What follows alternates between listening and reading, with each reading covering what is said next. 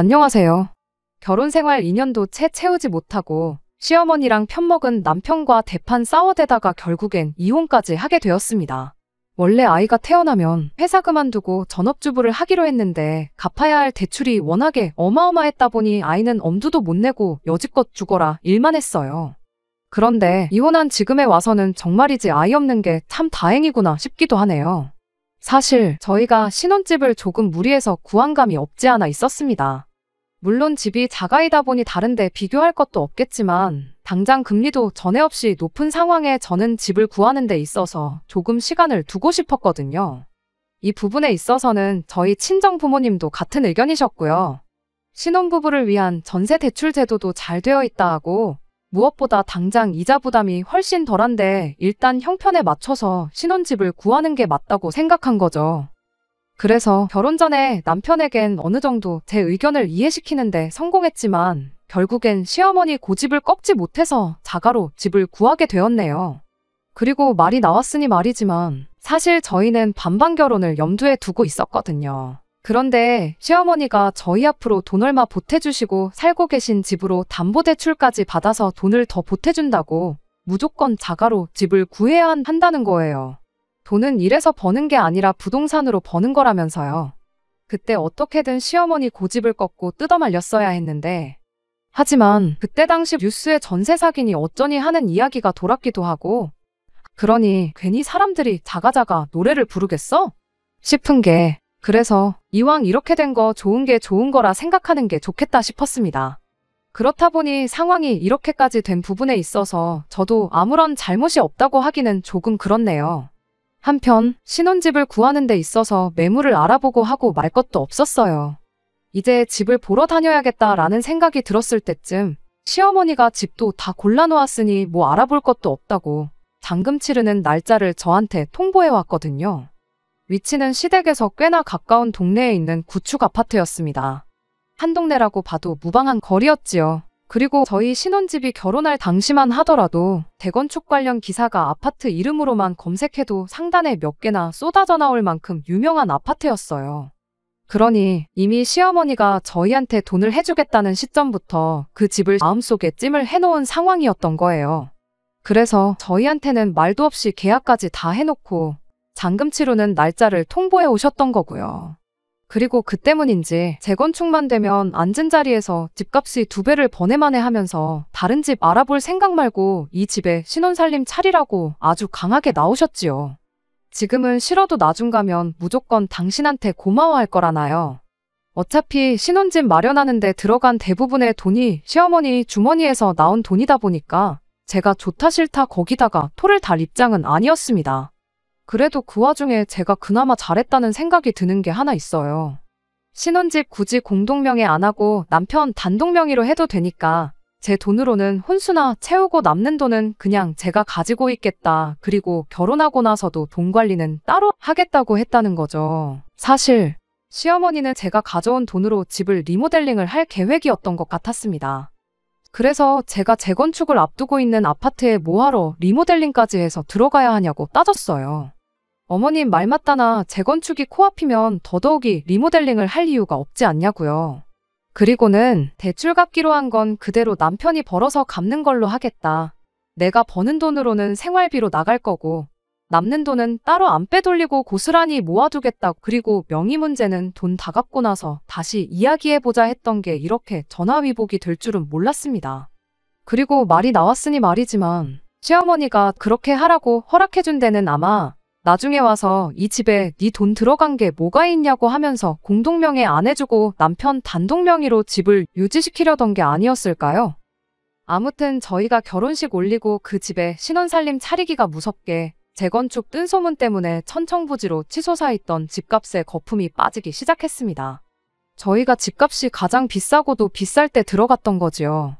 그리고 그때는 그래도 우리 집이라고 마음이 아팠는데 이렇게 이혼하고 나니까 집값 빠진 게 얼마나 다행이다 싶은지 모르겠어요. 그 집 구석 땡전 한 푼이라도 이득 보면 얼마나 배가 아팠을지. 아무튼 저희가 이혼할 시점엔 이미 저희가 들어왔을 때랑 비교해서 집값이 1억 5천이나 더 내려간 상황이었지요. 그리고 그럴 때마다 시어머니는 재건축만 시작하면 집값 내려간 건 손해도 아니라는 시기였는데 올 초쯤에서 오히려 재건축 아파트가 애물단지가 되었다는 기사가 슬슬 올라오기 시작할 때는 시어머니도 더 이상 아무 말을 못하더군요. 그때 시어머니 똥 씹은 표정 생각하면 아직도 마음이 후련합니다. 한편 지금은 회사가 어느 정도 정상화가 되긴 했는데 저희 신혼 때는 눈코 뜰 새 없을 정도로 바빴습니다. 결혼할 때도 회사에서 꼭 이런 시기에 결혼해야 하냐는 농담 반 진담 반 섞인 이야기를 들었고 신혼여행 또한 눈치 보면서 다녀와야 했을 만큼요. 그래서 그때는 남편한테 미안하기도 하고 고맙기도 하고 그랬어요.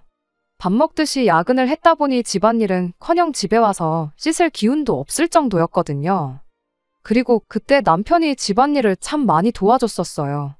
원래도 정리정돈을 깔끔하게 하는 사람이 아닌데 그렇게 녹초가 돼서 퇴근하면 정말 제가 손 뗄 것 하나 없을 정도로 집 상태를 좋게 유지해줬거든요.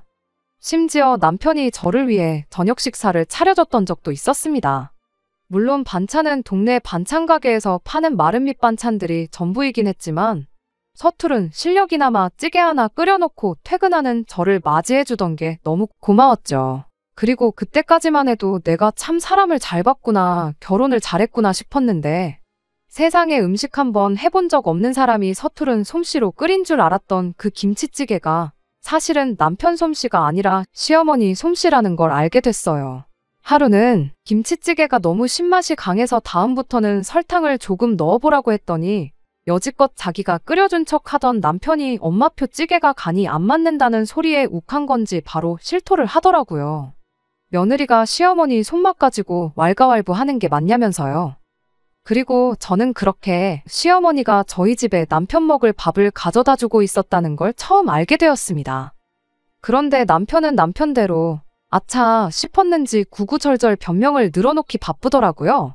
뭐라더라, 시어머니께서 음식을 넉넉히 하셨다며 남편더러 퇴근길에 들려서 가져가라고 하셨다나요. 그런데 사실 어머니가 아들밥 챙겨준다는데 그게 뭐라고 별 신경 안 썼어요. 오히려 고맙기까지 했죠. 제가 밥당번은 아니지만 그래도 매번 야근 때문에 같이 저녁 식사도 못하는데 부탁도 안 드렸는데 저렇게 알아서 챙겨주시면 제 입장에서는 땡큐였지요. 시어머니 손맛이 제 입에 안 맞는 건 어쩔 수 없었지만 그래도 한푼이 아쉬운 와중에 몸에도 안 좋은 배달음식 시켜먹는 것보다야 100배 1000배 낫다고 생각했습니다. 그런데 언젠가부터 기분이 조금 이상하더라고요. 밥도 시어머니가 챙겨준다는 걸 알게 되었는데 집안일이라고 남편이 하고 있으려나 싶었거든요. 그리고 아니나 다를까 그 의심이 얼마 지나지 않아서 확신이 되고야 말았습니다. 그래도 회사가 그렇게 1년을 고생하니 그 이후부터는 차츰 바쁜 게 줄어들기 시작했어요. 코로나 특수 끝나면서 올랐던 매출이 불경기 때문에 다시 내려가기 시작하면서 일거리가 자연스럽게 줄어들었거든요. 그러니 자연스럽게 야근도 그만하게 되었고 복지로 나왔던 법인카드까지 반납하게 되었습니다. 그게 참 요긴 했는데 그것만큼은 아직도 아쉽네요. 아무튼 저희 회사의 야근이 사라진 그날 정말 결혼하고 처음으로 5시 땡치자마자 자리에서 일어나 퇴근을 했어요. 오랜만에 만끽하는 칼퇴의 기분이 그렇게 좋았는데 집에 도착하자마자 그 좋았던 기분이 순식간에 안 좋아지기 시작했습니다. 제 예상대로라면 평소대로 제 퇴근 시간에 맞춰 식사 준비를 하고 있어야 할 남편의 모습은 보이질 않고 빈집에서 혼자 연락에 반찬을 만들어대는 시어머니만 보였으니까요. 그리고 그제서야 남편이 저를 위해 준비하던 식사가 실은 시어머니가 아들을 위해 차려둔 음식이었고 남편은 그런 시어머니의 출입을 숨기고자 마치 자기가 저를 위해 식사를 준비한 것처럼 연기를 해오고 있던 거란 게 마치 퍼즐 조각이 맞춰지듯 제 머릿속에서 맞춰지기 시작하더라고요. 그리고 그제서야 그간 그렇게 정리가 되어 있던 집안도 실은 전부 시어머니가 한 일이었단 걸 알게 된 거죠. 시어머니가 빈집에 와서 밥하고 빨래해주고 청소해주고 그게 대체 뭐가 문제냐 하실 분들도 계시겠지만 문제는 정리정돈을 너무 구석구석까지 했다는 게 문제였어요. 제 서랍에 개인적인 물건들까지 전부 정리되어 있었던 적이 있었거든요. 거기에 제 통장이며 귀중품이며 다 들어있었고요. 그런데 그걸 건드린 사람이 다른 사람도 아니고 시어머니였다니 제 기분이 좋을 수가 없었죠. 그런데 기분이 안 좋은 건 저뿐만 아니라 시어머니도 마찬가지였나 봅니다. 10시는 돼야 퇴근한다던 네가 지금 이 시간에 웬일이냐는 표정으로 저를 빤히 쳐다보고 있었거든요. 그래서 이제 당분간 야근은 없을 것 같고 5시 되면 퇴근해서 이 시간쯤 집에 오는 게 내 원래 정상 스케줄이었다고 하니 시어머니도 더는 저한테 뭐라 말을 못 하셨는데 저는 저대로 저희 집에 있는 시어머니가 못마땅했고 시어머니도 제가 있다는 게 불편했는지 저를 엄청 신경 쓰는 것 같아 보였습니다. 아무튼 그렇게 두 사람 사이에 불편한 공기만 계속해서 흐르고 있었어요. 그리고 그렇게 1시간쯤 지났을까? 퇴근한 남편이 집에 들어왔는데 남편 또한 웬일로 자기보다 먼저 퇴근한 저를 보고 엄청 당황한 눈치였습니다. 이 시간에 당신이 여기 왜 있냐면서 마치 내 집에 내가 있으면 안 되는 것처럼 말을 했거든요. 야근이 없어졌다는 소리에 지금 시어머니가 있는 이 상황을 어떻게 저한테 납득시켜보려고 말까지 떨면서 말이에요. 그런데 뭐 이미 제가 시어머니가 집안일을 하고 계신 건 직접 못 봤어도 집에서 음식 하시는 건 직접 봤는데 뭐라고 변명을 할 수 있겠나요? 결국 남편은 제 앞에 그간 시어머니가 집에 와서 집안일도 대신 해주고 식사 준비도 전부 다 해주셨다 실토를 해왔습니다. 설마 싶긴 했는데 아니었으면 좋겠다고 생각한 게 있어서 그런가 시어머니가 그간 신혼집에 들락날락하면서 대신 살림을 해줬다는 사실에 기분이 묘했습니다. 무엇보다 남편이 그간 저를 위해 자기가 고생한 것처럼 포장했던 게 제일 배신감이 컸어요. 제가 불편해할까봐 숨겼다지만 이유야 어떻게 되었던 간에 저한테 거짓말을 했다는 거잖아요. 시어머니가 왔다고 하면 제가 경기를 일으킬 것도 아니고 그랬구나 하면 되는 건데 응당 제가 며느리니까 시어머니가 왔다 갔다 하면 싫어할까봐 그랬다고 저를 배려해주는 것처럼 이야기를 하는데 어이가 다 없더라고요. 그래서 일단 남편한테 이야기 좀 하고 싶으니 방으로 좀 와달라고 했어요. 다른 건 몰라도 나한테 굳이 거짓말을 했던 것만큼은 사과받고 싶었거든요. 그렇게 되면 시어머니가 나 없을 때 집에 와 계시는 걸 가지고 딱히 크게 문제를 키울 생각은 없었어요. 대신 앞으로 집 정리를 해주시려걸랑 제 서랍이나 제 개인 물건은 안 도와주셔도 된다고 그 말 한마디만 하고 끝낼 생각이었습니다. 그런데 방문을 열고 들어온 건 현관문 앞에서 사시나무 떨듯 벌벌 떨면서 있던 남편이 아니라 시어머니였습니다. 시어머니가 방문을 벌컥 열고 들어와서는 지금 이게 뭐 하자는 짓이냐면서 저한테 다짜고짜 화를 내기 시작했어요. 어떻게 시어머니가 시퍼렇게 눈을 뜨고 있는데 남편을 방으로 데려가서 바가지 긁을 생각을 하냐면서요. 그리고 저한테 언성을 높이며 역정을 내기를 오히려 당신이 저한테 할 말이 많다는 겁니다. 다른 사람도 아니고 시어머니가 며느리 힘들까봐 일찍부터 며느리 사는 집 와서 식사 준비도 해주고 집안일도 다 해주는데 감사하다고 용돈 같은 거라도 내 손에 쥐어줄 생각을 하기는커녕 시자가 여기서 뭐 하는 거냐고 따져 물으려고 시어머니 앞에서 남편을 들들 볶을 생각을 하냐고요. 그리고 그렇게 되니까 남편도 덩달아 시어머니 뒤에 숨어서 저한테 목소리를 높이기 시작했어요. 엄마 말이 맞다고 네 할 일을 엄마가 대신 해준 건데 감사하다고 해야지 왜 기분 나빠하냐고요. 오히려 남편 밥도 안 챙겨주고 집안일 시키는 며느리한테 시어머니가 화를 내는 게 정상이 아니냐고 따지고 들더라고요. 난데없이 두 사람이 쌍으로 덤벼드는데 솔직히 기분이 나쁜 것도 나쁜 거지만 어이가 없었습니다. 남편한테 내가 뭐 밖에서 놀다 왔냐고 곧바로 따져 물었죠. 그리고 일단 시어머니한테도 한마디 했습니다. 어머님 여기 저 도와주러 오신 거냐고. 제가 제때 퇴근해서 아들 먹을 밥이며 집안 살림까지 다 해놓는 상황이었으면 여기 오시긴 하셨을 거냐고요. 그리고는 아들 도와주러 오신 걸 왜 자꾸 며느리를 도왔다고 하시는지 이해 안 된다고 했습니다. 며느리를 도와주러 오셨다고 말하고 싶으시면 그간 아들 대신 집안일을 해줄 게 아니고 집안일 하나 할 줄 모르는 아들이 사랑구실하게 청소기 돌리는 방법이나마 가르쳐 주시는 게 맞는 거 아니냐고 따졌어요. 그랬더니 시어머니가 이젠 마누라가 하늘 같은 남편한테 집안일 시키는 걸로 모자라 시어머니 말에 말대꾸까지 한다면서 아주 세상 꼴 잘 돌아간다 한탄을 하시더군요. 그리고 그렇게 나오시니 제가 한마디를 더 하지 않을 수가 없었습니다. 이참에 정확하게 짚고 넘어갈 건 짚고 넘어가야겠다 생각도 했고요. 맞벌이 하는데 맞살림은 당연한 거 아니냐고요. 그랬더니 시어머니가 그래도 어떻게 아내가 돼서 남편한테 집안일을 시킬 생각을 하냐면서 늦게라도 퇴근했으면 하는 척이라도 했어야 하는 거 아니냐입니다.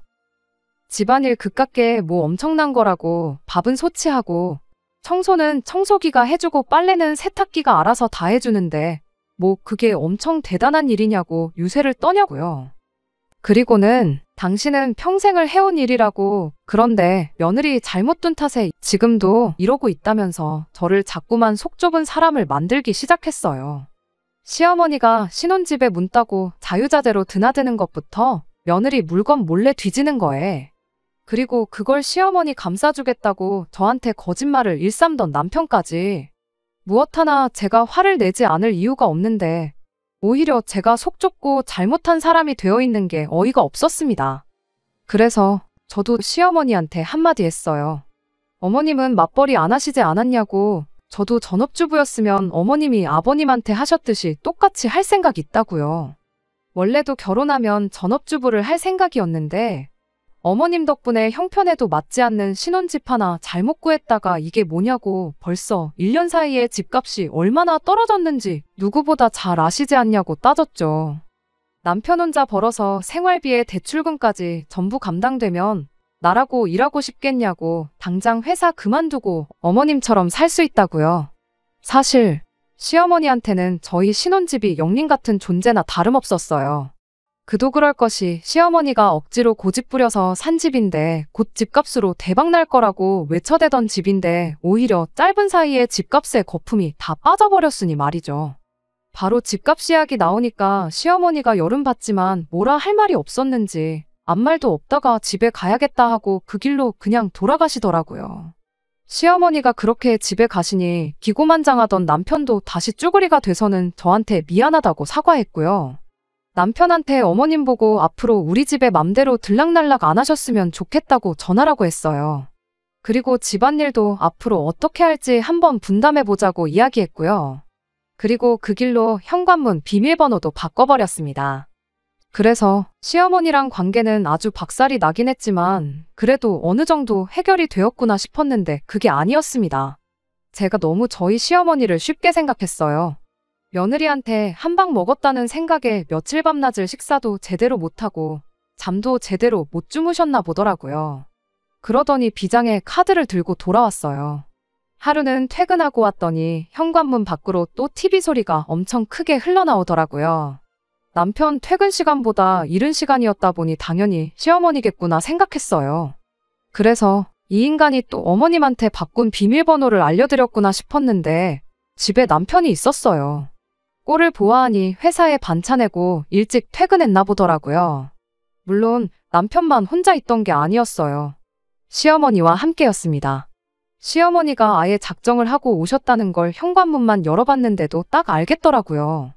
현관문 열자마자 보이는 방을 저희가 옷방으로 쓰고 있었는데 거실에 남편 옷이며 제 옷이며 누구 거라고 할 것 없이 전부 거실에 마구잡이로 꺼내져 있었거든요. 그리고 그 옷방에는 시어머니가 이부자리를 깔아놓고 나름 상도 펴놓고 방처럼 만들어 놓으셨더군요. 남편은 낑낑대면서 옷방 안에 있던 서랍장이랑 그런 걸 작은 방, 안방에 옮기고 있었고요. 그래서 시어머니한테 이게 무슨 상황이냐고 물었더니 보면 모르겠냐고. 당분간 이 집에 들어와서 살 테니 그렇게 알라 하시더라고요. 분위기 파악도 못하고 혼자 낑낑거리며 짐을 빼고 있던 남편한테 이게 무슨 상황인지 당장 설명하라고 했어요. 그랬더니 시어머니가 남편을 막아세우고는 직접 입을 열더라고요. 이 집에 당신 돈이 얼마나 들어가 있는지 알고 하는 소리냐고. 사실 대부분 내 돈이 들어갔으니 내 집이나 마찬가지인데 이 집에 돈 한 푼 안 들어간 사람한테 구구절절히 설명할 필요가 뭐가 있느냐고 하시더군요. 그리고 그게 시어머니 주머니에서 나왔다는 건 변함없는 사실이긴 했습니다. 그리고는 아니나 다를까 돈으로 아주 갑질을 시작하더라고요.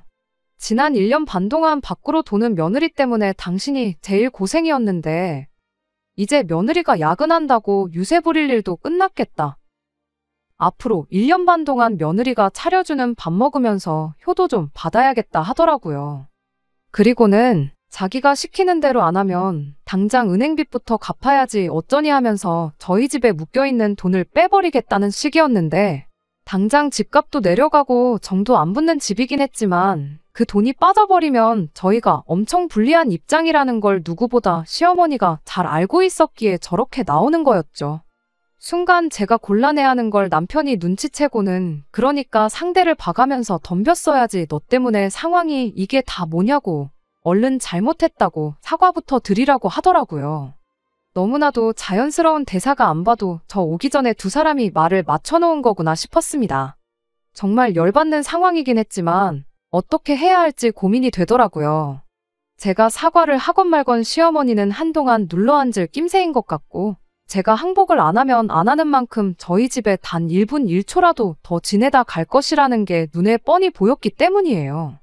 그리고 남편이라도 내 편이었다면 어떻게 해보겠는데 이건 뭐 남편이야말로 시어머니 앞잡이 끈앞을 노릇을 하고 있으니 손 쓸 방도가 없었습니다.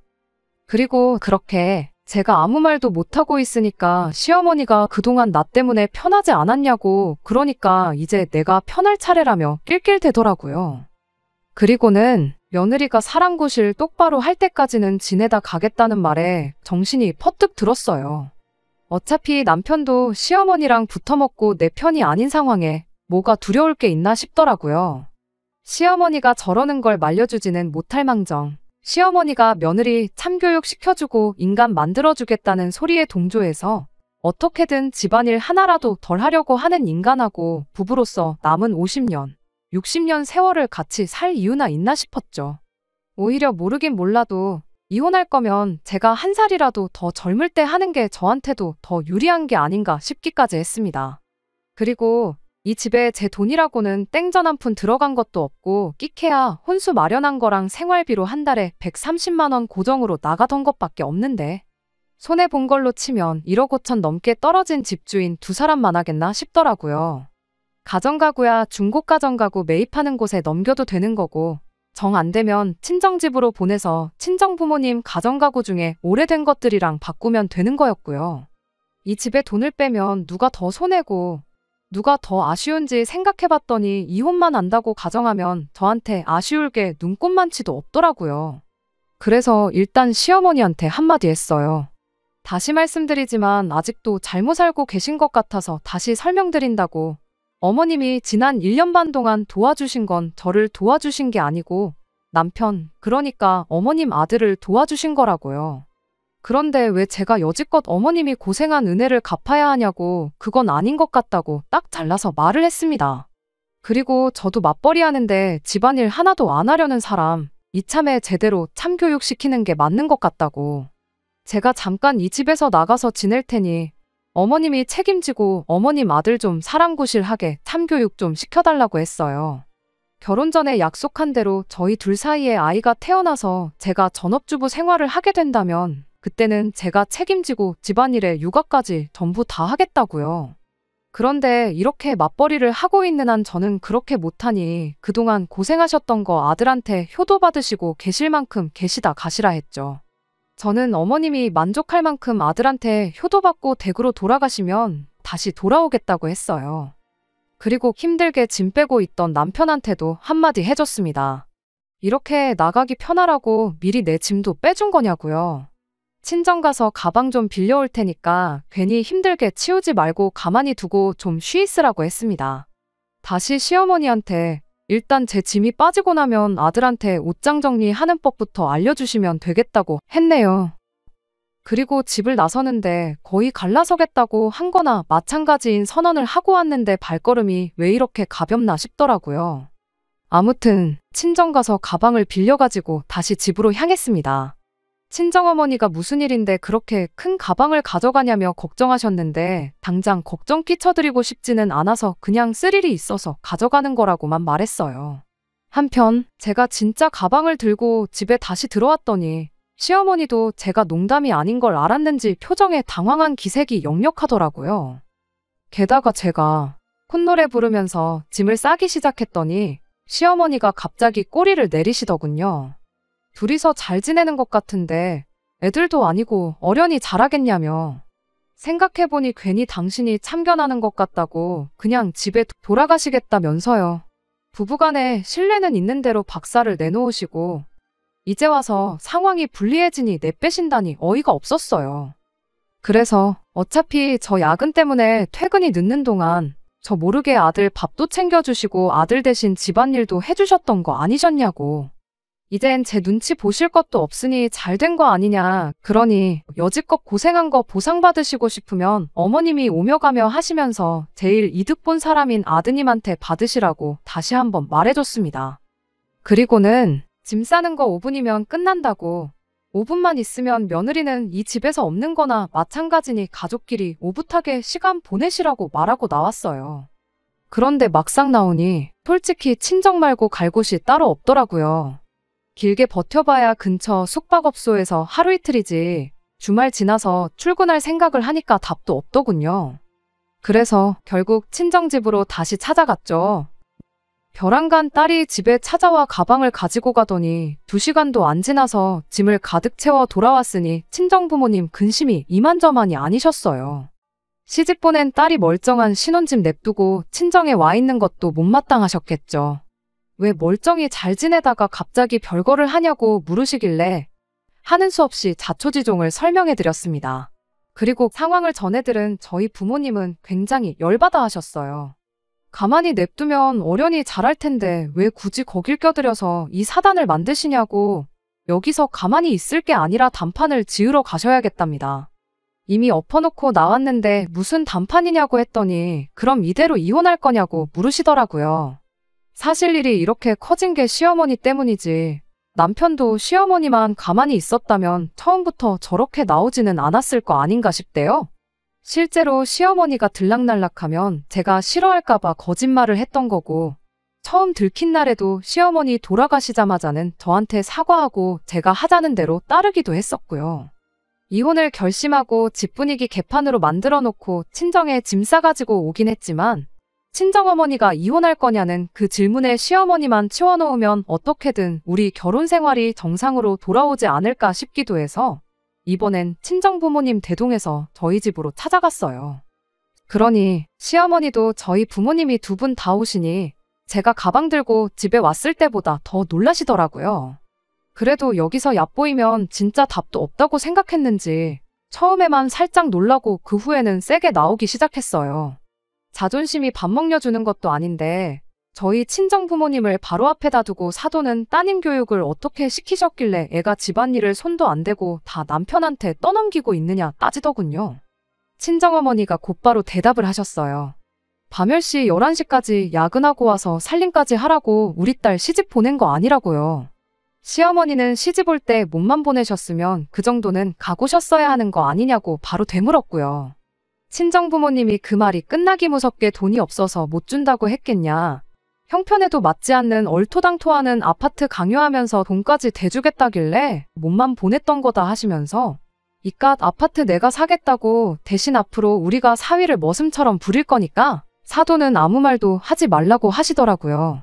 그런데 순간 시어머니 눈이 휘둥그레지더라고요. 앉은 자리에서 돈을 따따블을 번다니 어쩌니 하면서 집값 조금 내린 거 가지고 신경 쓰지 말라던 분치고 집 사겠다는 사람이 나타나니 갑자기 구세주라도 나타난 것 마냥 태도가 180도 달라지대요. 태어난 척은 혼자 다 하더니 속이 엄청 끓고 있기는 했나 봅니다.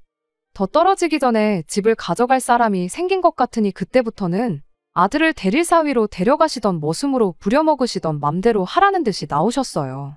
돈 얼마에 저렇게 태도를 달리할 줄 알았다면 저도 싸울 게 아니고 집에서 돈이나 빌려올 걸 그랬네요. 게다가 남편이라는 작자가 중간에 시어머니를 한 번이라도 말린다던가 중간에서 어떻게 상황 정리를 하려고 시도나 했다면 제가 생각이라도 해봤을 텐데 그 와중에 엄마한테 귓속말로 지금 시세가 아니라 저희 처음 집 샀을 때 시세로 받으라고 사인을 주고 있더라고요. 그리고 그걸 보니 내가 참 사람을 잘못 봤구나 싶고 실망스러울 따름이었어요. 시어머니만 빼면 둘이서는 결혼 생활 잘 알 수 있다고 생각했던 제 자신한테도 실망감이 이만저만이 아니었죠. 그래서 친정부모님께 뭐 이딴 썩어빠진 아파트를 웃돈까지 줘가면서 사냐고 쥐고 있으면 로또나 마찬가지라는 사람들이 있는데 그 사람들 살게 냅두자고 그런데다가 쓸 돈 있으면 어려운 이웃이나 돕고 살자 말하고 친정부모님 이끌고 밖으로 나왔습니다. 그제서야 남편이 집 밖까지 맨발로 쫓아나와서 저를 붙잡더라고요. 붙잡는 남편을 뒤로 밀쳐내면서 한마디 했어요. 집에 내 돈 한 푼 안 쓰고 있던 게 정말 신의 한 수였다고요. 여태껏 내 돈으로 생활비했던 게 있으니 그걸로 여지껏 지낸 월세 냈다고 생각하라 말하고, 혼수로 사왔던 가전가구들은 조만간 가지러 올 테니 리모컨 하나 건드리지 말고 그대로 두라고 했습니다. 건들면 그대로 사용료 물릴 거라고요. 이혼도장 절대 안 찍어주겠다던 남편이 어느 순간부터 먼저 협의 이혼을 하자고 나오길래 이혼하는 과정은 생각보다 깔끔했어요. 아마 뭐 변호사라도 만나서 불리하다는 이야기라도 들었나 봅니다. 숙려기간 마지막 날 서류 내러 갈 때까지 저보고 다시 한번 생각해보면 안 되겠냐고 싹싹 빌던데, 아무리 좋았던 추억들 생각해봐도 시어머니 등에 업고 어떻게든 집안일 조금 덜 해보겠다고 개수작 부리던 거 생각하면 용서가 안 돼서 결국엔 그렇게 이혼하게 되었습니다. 대출 갚는 거에 생활비까지 생각하면 남편 월급으로 빠듯할 텐데, 시어머니 집까지 담보로 잡힌 상황에 집값까지 바닥을 치고 있으니 아마 당분간은 외식은커녕 떡볶이 하나 사 먹는데도 큰맘 먹고 해야 할 거예요. 청소 빨래에 설거지 조금 안 해보려고 수작 부리다가 얻은 교훈치고 칠원 값이 좀 비싸다고 느껴지긴 하겠지만, 지무덤 지갑 한 건데 어디 가서 하소연도 못 하겠죠. 그 집구석 집안일은 지금 누가 하고 있으려나요? 이제 와서 설거지 좀 해봐야 이미 늦었다는 걸 평생을 두고 후회하며 살았으면 참 좋겠습니다. 끝까지 들어주셔서 감사합니다. 오늘의 사연은 여기까지입니다. 구독과 좋아요, 알람 설정 부탁드리고 더 좋은 사연으로 다시 찾아뵙겠습니다. 감사합니다.